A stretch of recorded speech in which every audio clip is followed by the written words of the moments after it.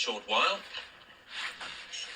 And of course, we've seen as well the pipes and drums. 200 members of the massed pipes and drums will be leaving Wellington Barracks for that short journey to Palace Yard, Westminster.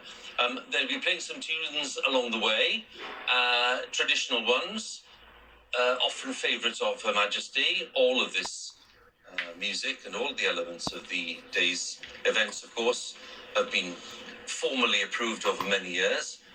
And lots of the tunes would have been played for the Queen and guests at Windsor and at Holyrood House and Balmoral.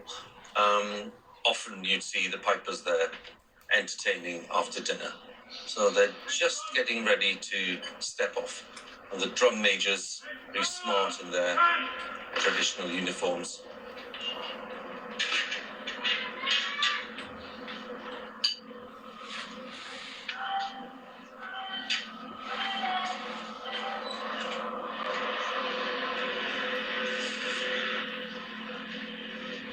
So they're standing by to make their way up to Parliament Square itself. And they will be leading the procession from Westminster Hall to Westminster Abbey. It's a procession that will also include members of the royal family led by the King. And then more than 140 of the naval ratings will be drawing the carriage.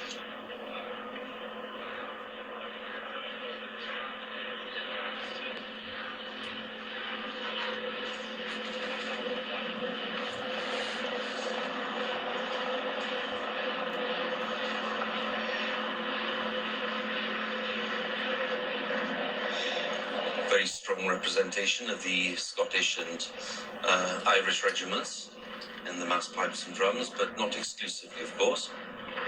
But they look magnificent and smart, don't they, all of them? And the sound they make will be intense and powerful. The Queen, of course, was a great lover of the bagpipes, as indeed was the Queen Mother for her, and one of the great features of the Queen Mother's funeral back in 2002, 20 years ago, was the massed pipes and drums. And just in the background there, you can see the Tri-Service Guard of Honour, made up of the Army, Navy and Air Force. They are making their way in, ready to be providing a Guard of Honour in Parliament Square, facing the gates to Palace Yard, again ready for that first procession to take place. So the great area here of Wellington Barracks and the parade ground, where you'll also see lots of drill taking place during the year. This is where they're setting off. The pipes and drums ready to join Birdcage Walk and travelling up to the right-hand side and making their way smartly up to Parliament Square.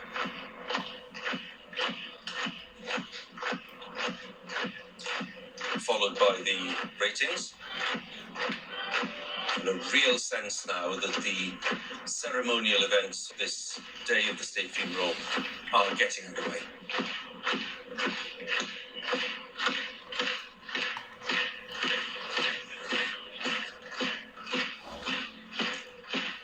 These young ratings, who are, as we say, in their first months, lots of them in the Navy, have been given the task of playing such a central role, not just before the service, but in that great procession.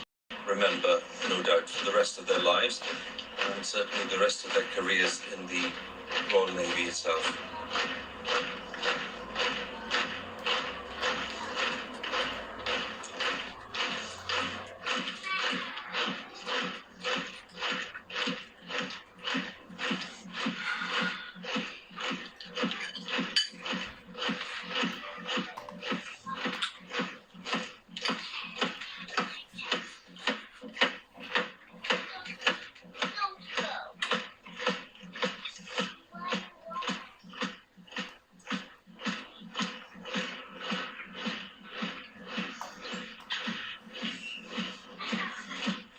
Remarkable to think when we look at the naval ratings and the role that they have today, which is to draw the gun carriage, You'd think that was a noble tradition going back hundreds of years.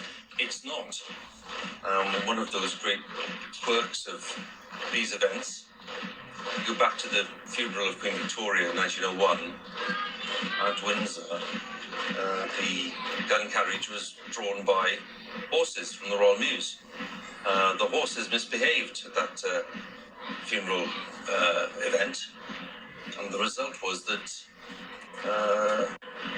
one of those attending suggested to the king that the naval ratings who were at hand should take over and take the carriage. And that's what happened.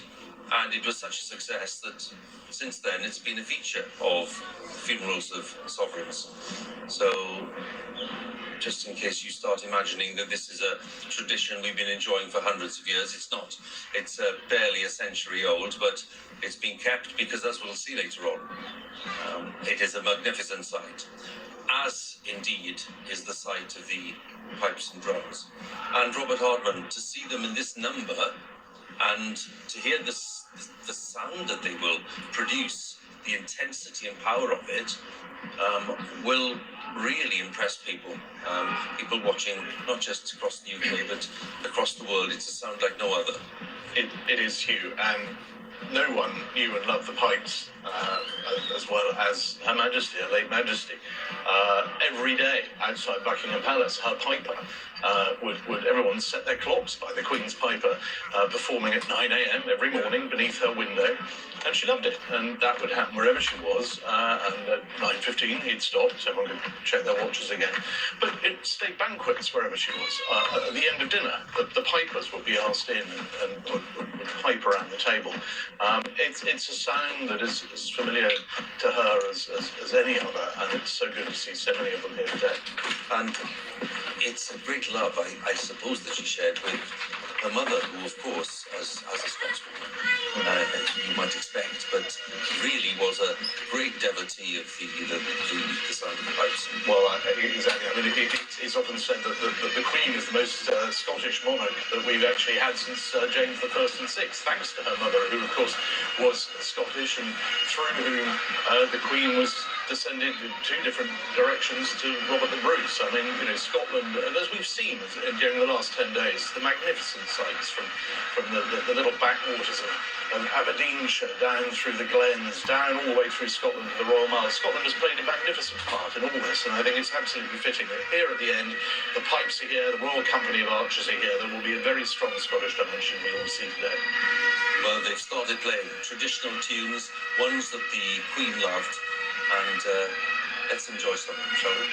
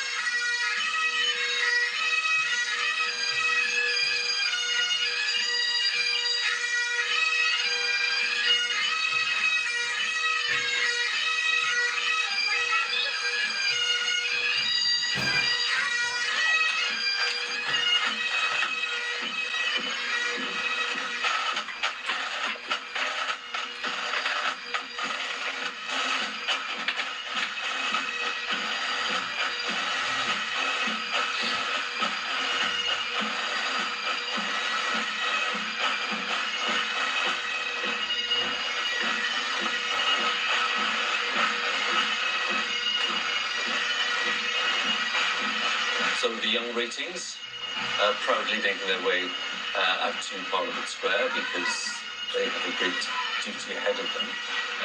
Robert and David are still with me.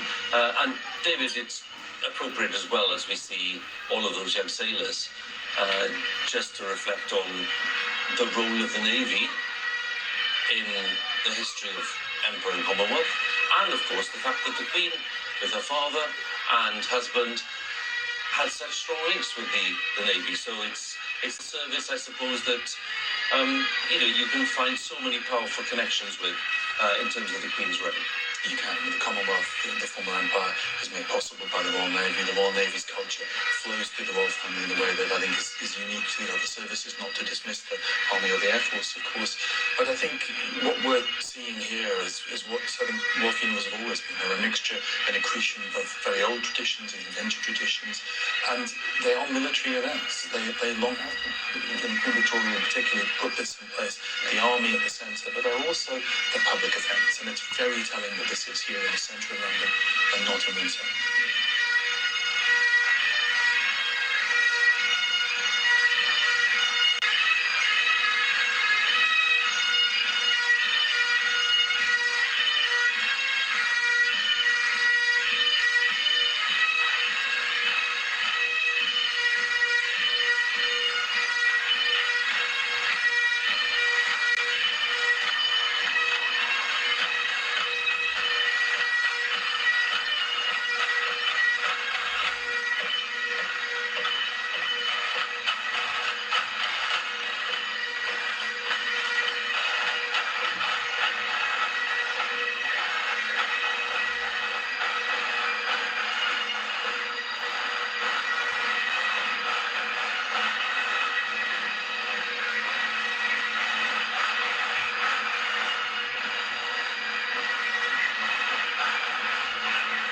Looking very smart and clearly having prepared in detail. And here we have the next section of the forming up, if you like, the band of His Majesty's Royal Marines, who will be leading the Tri-Service Guard of Honour up to Parliament Square for this procession. There we have Nijmegen Company Grenadier Guards with their King's Colour. They, of course, are familiar features on the day of the birthday parade, the big events. But the Grenadier Guards, of course, the Queen was the Colonel of the Grenadier Guards for quite a few decades. She was made Colonel at the age of 16 by her father, which was her first big military appointment. Along with Nijmegen Company, we have the Royal Air Force, and they are, of course, today for this Tri-Service Guard of Honour in Parliament Square. And there we have, of course, at the front the Royal Navy with King's Colour, the Surface Flotilla. So Tri-Service, three services, the Army, the Navy and the Air Force, led by the band of Royal Marines. All of the colours draped, as you can see, because it's been 10 days of national mourning. You see lots of the colours and standards and other insignia draped in black for the formal period of national mourning, which clearly will include today as the day of the state funeral. So they're leaving Wellington Barracks. Just in the background there we saw the more modern building of the Guards Chapel, which is to one side of the Wellington Barracks themselves. And now we have the Royal Marines leading the way along Birdcage Walk. That is St James's Park that we can see just in the background. And then the Royal Air Force with the King's colour for the Royal Air Force. So this Tri-Service Guard will be in position in Parliament Square, and they'll be facing Parliament itself, facing Palace Yard, the gates to New Palace Yard, because that is where they'll be in a position to wait for the procession to leave Westminster Hall in a short while. The service at the Abbey will start in an hour's time, but before then we have other elements of these processions forming up, and it's not just that at this part of Westminster itself, not just in this section of St James's Park, but elsewhere too, because that procession, which will happen after the service, is 1.25 miles long, and that will be forming up during the